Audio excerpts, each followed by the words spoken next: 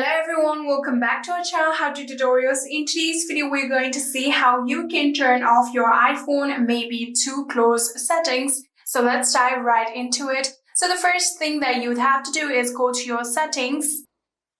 And on your settings, what you're going to do is scroll down until you see the option of screen time. Tap on it.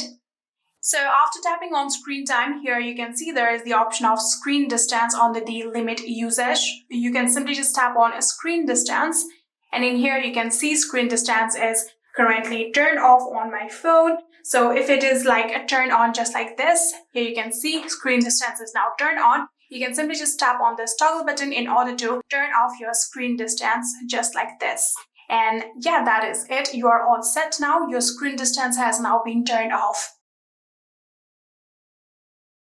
And you are all set now. Now your iPhone maybe too close option won't be keep on popping up and annoy you. And that is it. I hope this video was helpful to you guys. If it was, please do not forget to hit that subscribe button and like our video. Thank you so much for watching. See you in the next.